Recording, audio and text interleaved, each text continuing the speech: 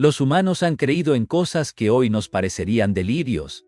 Ideas tan irracionales que cuesta imaginar que alguien pudiera defenderlas, y sin embargo, lo hacían. No solo las creían, vivían, morían y mataban por ellas. En esas épocas, dudar no era una opción. La fe, por absurda que fuera, era ley, destino y castigo. Y lo más inquietante es que, aunque creamos haber superado esa oscuridad, seguimos siendo criaturas de creencias. Solo cambiamos los rituales, los nombres y las excusas. El miedo a los espejos y el robo del alma. Pocos objetos han generado tanto temor como un simple espejo. En muchas culturas antiguas, se creía que reflejaba más que la imagen, mostraba el alma. Si se rompía, el alma quedaba atrapada o dañada. Por eso, durante siglos, la gente cubría los espejos cuando alguien moría, temiendo que el espíritu del difunto quedara encerrado en su propio reflejo. La superstición era tan fuerte que en algunos pueblos se prohibía mirarse en espejos de noche. Se decía que en la oscuridad, el reflejo no era realmente tuyo, sino el de otra entidad que imitaba tus gestos. Esa idea se mezcló con antiguas leyendas sobre dobles o sombras vivas. Con la llegada de los primeros espejos de vidrio en Europa, el miedo se multiplicó. Eran caros, brillantes, casi mágicos. La Iglesia los consideraba peligrosos, pues incitaban a la vanidad, un pecado capital. Así, un objeto cotidiano terminó cargado de simbolismo y sospecha. Y aunque hoy nadie cree que un espejo robe el alma, sigue habiendo quien evita mirarse demasiado tiempo en ellos, por si acaso. Una prueba más de que lo irracional nunca desaparece del todo, solo cambia de forma. La sangre azul y la nobleza divina. Durante siglos, las élites europeas afirmaban poseer sangre azul. No era una metáfora. Se creía literalmente que la realeza tenía un tipo de sangre diferente, pura, casi divina. La piel pálida de los nobles dejaba ver sus venas azuladas, y eso bastó para que la gente lo tomara como señal de un linaje celestial. La idea no solo justificaba el poder, también lo eternizaba. Si el rey era distinto por naturaleza, entonces gobernar era su destino. Nadie debía cuestionarlo. Esta creencia fue tan fuerte que, incluso en tiempos de crisis, muchos preferían morir defendiendo al monarca antes que aceptar que era tan humano como cualquiera. Con el avance de la ciencia, se descubrió que las venas parecen azules por un simple efecto óptico, no por la sangre en sí. Pero para la mentalidad medieval, eso no importaba. La apariencia era prueba suficiente, y el mito servía para mantener un orden que beneficiaba a unos pocos. Lo más curioso es que, de alguna forma, esa idea persiste. Aún hoy, las familias reales conservan un aura de misticismo, como si algo invisible las hiciera diferentes. Quizás no sea sangre azul, pero sigue siendo fe en lo imposible. La tierra hueca y las civilizaciones ocultas. Durante el siglo XVIII, algunos científicos y exploradores afirmaban que la tierra no era maciza, sino hueca. Dentro de ella, aseguraban, existían vastas ciudades iluminadas por un sol interior, habitadas por razas más sabias y avanzadas que la humanidad de la superficie. No era un mito menor. Incluso oficiales del gobierno de los Estados Unidos planearon expediciones para entrar por los polos. El origen de esta creencia venía de la necesidad de explicar los misterios del mundo. Las zonas inexploradas eran vistas como portales a otro reino. En una época sin satélites ni mapas completos, imaginar mundos subterráneos era más lógico que aceptar el vacío de lo desconocido. Con el tiempo, la idea se mezcló con teorías espirituales.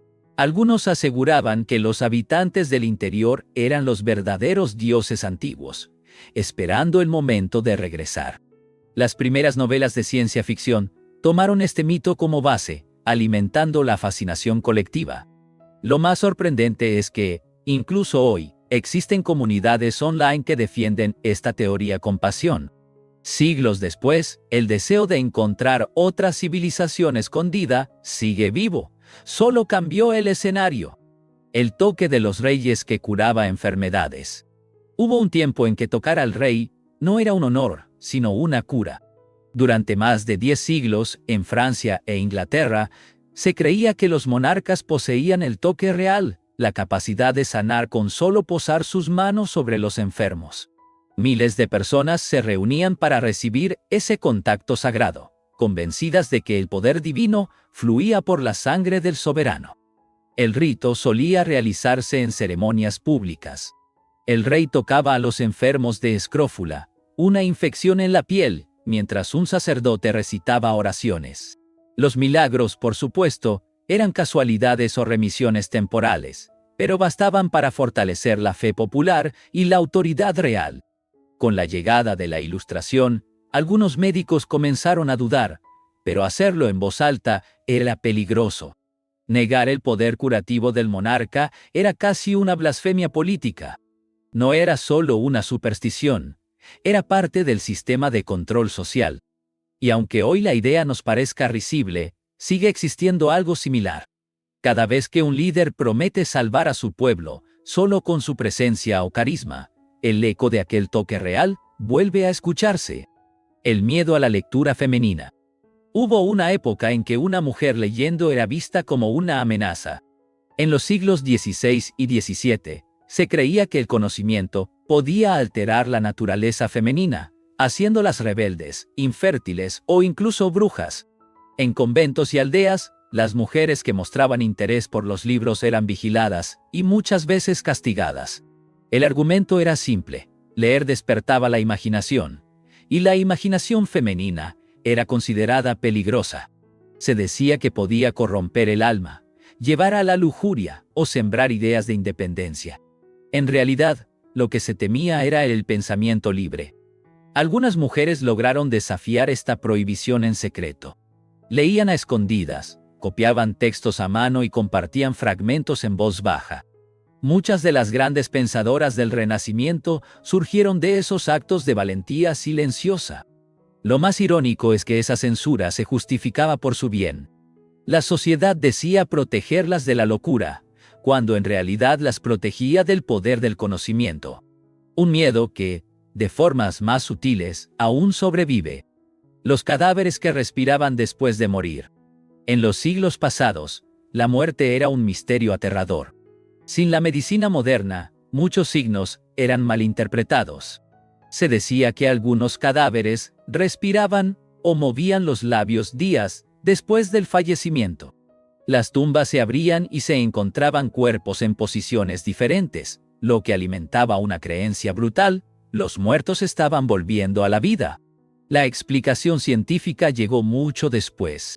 Los gases de descomposición podían inflar el pecho, haciendo que pareciera que el cuerpo inhalaba. Incluso los músculos, en ciertas condiciones, podían contraerse levemente. Pero en la Edad Media, estos fenómenos eran señales de vampirismo o posesión demoníaca.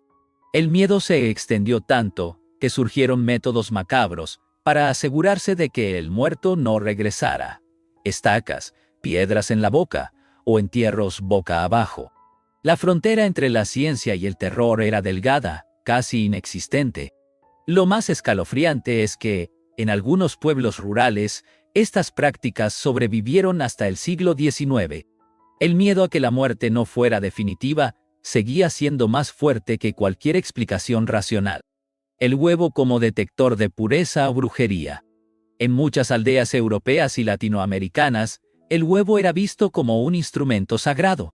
Se creía que podía absorber energías malignas o revelar la verdad sobre una persona. Si al romperlo flotaba una burbuja o aparecía una forma extraña, era señal de brujería, infidelidad o mal de ojo. Este ritual, conocido como limpia con huevo, combinaba antiguas creencias paganas con la superstición cristiana. El huevo simbolizaba el origen de la vida, por lo que se pensaba que podía mostrar la corrupción del alma. Nadie escapaba al juicio: mujeres, niños, hasta animales eran sometidos a la prueba. Con el tiempo, el ritual se transformó en una práctica de sanación espiritual. Hoy todavía se realiza en muchos países, especialmente en zonas rurales, pero con un enfoque más simbólico.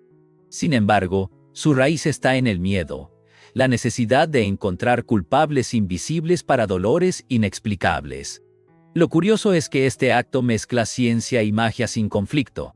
El huevo, simple y cotidiano, se convirtió en espejo del alma. Un recordatorio de cómo lo doméstico puede volverse místico cuando el miedo necesita respuestas. El fin del mundo en el año 1000.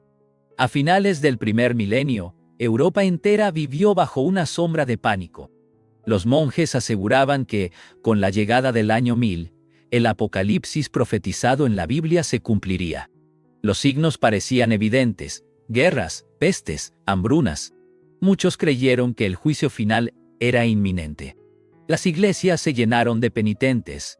Nobles y campesinos abandonaban sus bienes, confesaban pecados y esperaban el fin con resignación o histeria.